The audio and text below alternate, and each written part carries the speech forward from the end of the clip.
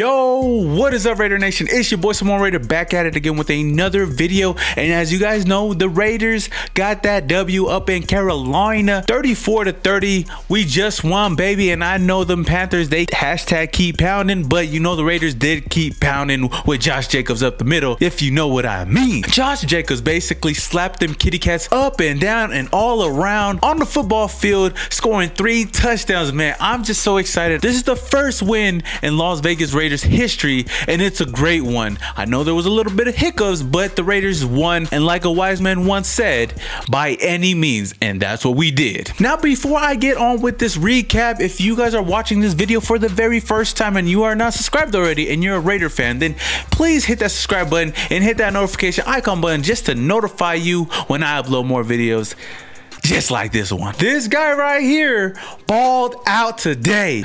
Woo, so let's talk about it. And you tell them one thing, just win, baby.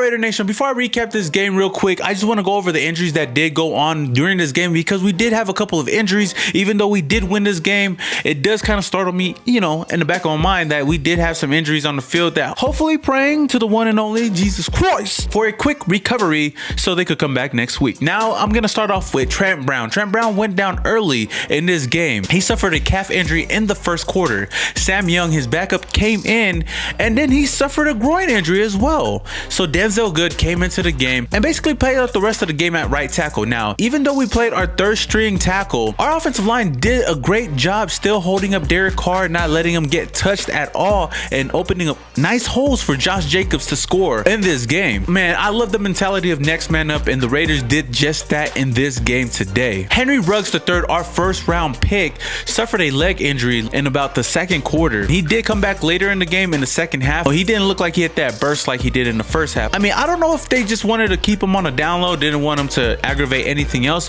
but Henry Ruggs did suffer an injury. It was good to see him back on the field in the second half, but it's still something to look into, and I know we're going to learn more about it in this coming week. Now, the guy with the green dot on the defensive side, Nick Kwiatkowski, a big-time linebacker that we signed in free agency, he did suffer a pec injury in the third quarter. That was a huge blow for this team and this defense, and you could tell that when he did leave, this defense didn't look quite the same, but I'm going to give it up to this defense. They came through when we needed them the most. And last but not least, Trayvon Mullins did leave, I think, later in the game, but I heard it wasn't that big of an injury. I'm praying for these guys to get better for next week. Hopefully nothing too serious, but hopefully moving forward, we don't see too many injuries.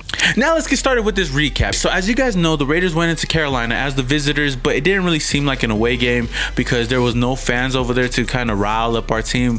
They did try to play some pre-recorded noise, but I don't think it really made a difference for this team. It was kind of weird to see the stadium empty and just these guys playing out there. It just looked like a scrimmage game, but the Raiders came out swinging. Derek Carr tried to hit Henry Ruggs for a deep ball, missed him, but it was almost just so close. We went out on 3 and out, but Derek Carr did find Henry Ruggs in the first quarter for a nice 45-yard bomb that almost went for a touchdown. Now, I know I'm not going to nitpick here because Derek Carr is still a good quarterback, but if he did lead Henry Ruggs just a little bit, you know, that could have been a touchdown, but who knows? We ended up getting a touchdown anyways because that set up a Josh Jacobs touchdown right after, and we took the lead 7-3. Panthers did come back and answer back to our touchdown with CMC scoring in the end zone, and that put them up 9-7. They did miss the field goal. Moving on to the second quarter, Waller did have a good game today. You know, he didn't break out for anything big or even have a touchdown, but he was solid, and Derek Carr was finding him. That was literally his security blanket on offense, and he was really reliable with his hands. I love seeing Darren Waller out there ball out. I wish he would have got into the end zone, but you know, we got a lot more games for him to do that. Another play that really got me was this flea flicker to Henry Ruggs. It was a nicely designed play,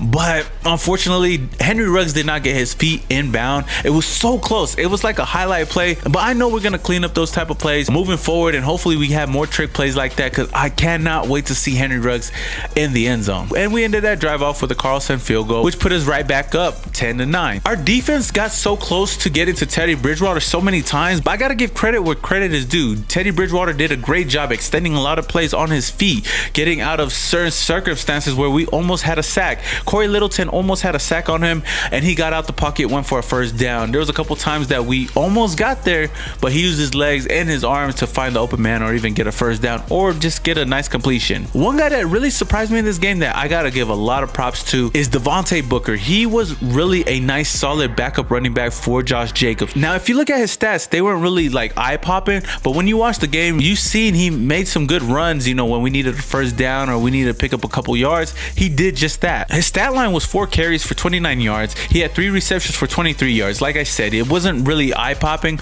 but he did what he needed to do to move the chains. Now almost at the end of the second quarter, DC finds Nelson Aguilar in the end zone with a beautiful catch right in Nelson Aguilar's hands. Now where's all the haters just hating on Nelson Aguilar? Now my boy could catch, know what I mean? But with all the missed opportunities that we did have in this game so far, with all the missed interceptions that we could have had, we did go into the half with the lead, 17-15. Now coming into the third quarter, we did come out strong. Our defense did force some 3 and outs, which was huge for this team, especially for our offense. Ruggs ended up returning in the second half, but like I said earlier, he wasn't really a factor in the second half. Daniel Carlson knocked down a nice 54-yard field goal, which put us up 20-15, and we were building a lead. Jacobs also had a nice catch and run for 29 yards, and it's really nice to see Josh Jacobs more utilized in the passing game. If you look at his stat line, he had 4 receptions for 46 yards. That's a solid stat line for him, especially last year not really being used as a pass catcher. Coming into this year, he's looking solid, and I love seeing him in the passing game. Talk about a top 5 running back, right? And going into the fourth quarter, we score again. It's Josh Jacobs' second touchdown, putting us up 27-15. Kwiatkowski ended up getting injured in the fourth quarter,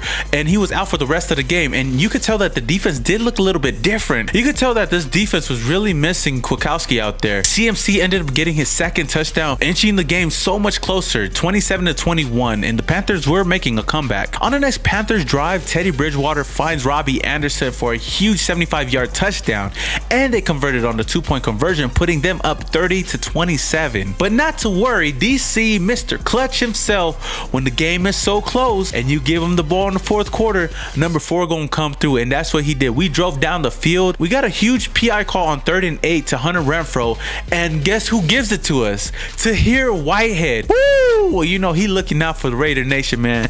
Much love to Tahir for that PI, because that play literally set up the Raiders for another touchdown. Not his first, not his second, but his 3rd touchdown of the game. A hat trick, a huge momentum shifter for the Raiders to go up 34-30. But this game was not over. Even though we took the lead, you know, as much as we wanted to celebrate it or whatnot, we needed our defense to come through. And what did they do? Without Kwiatkowski, we came through. And the Panthers on 4th down, even though I thought they should have went with CMC to get the first down, nope, they went with their fullback, and Cleveland Farrell came through with the nice stuff at the line of scrimmage, and we basically end the game on 4th down. The Raiders basically ended this whole game, and we win the first ever Las Vegas Raiders game in history. It was a great game overall, man. A lot of positives to take away from this game, and there was a couple of negatives, but you know what? I'm gonna be optimistic and really look forward to this next week's matchup against the New Orleans Saints.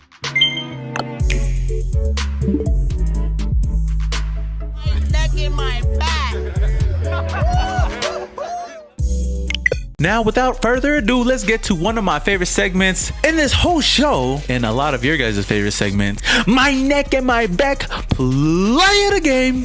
And for this week, there was so many highlights out there, and it was hard to choose one. So you know what? I'm gonna have 2 on the offense and defensive side. On offense, I'm gonna have to give it to Henry Ruggs III for that huge 45-yard play. Man, it really did get my neck and my back going crazy, because it was just kind of just exciting to see Henry Ruggs catch the ball for the first time, especially for a deep ball like that. Roll the clip.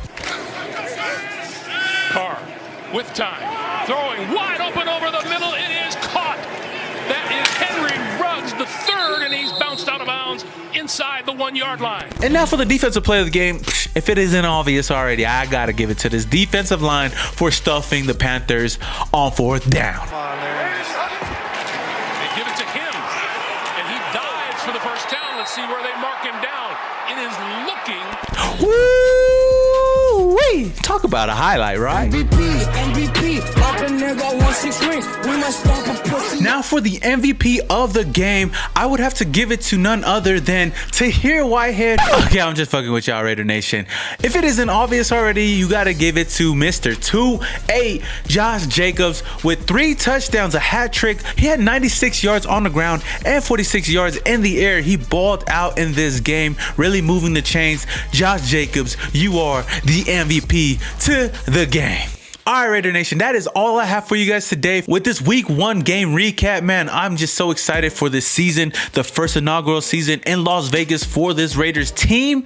And we get a W away in Carolina, defeating those Carolina Panthers. Raiders, man, I cannot wait for week 2. It's going to be a tough matchup, Raider Nation. We're going to be playing the New Orleans Saints in our home opener. So hopefully we can go into that game and ball out just like we did in this game and clean up some of the mistakes that we did have. So Raider Nation, is there a different play that gets your neck and your back going crazy? Or do you have a different MVP to this game? Drop it down in the comments below and let your boy know. With that being said, Raider Nation, this is your boy Simone Raider. Until the next video, your boy is yeah.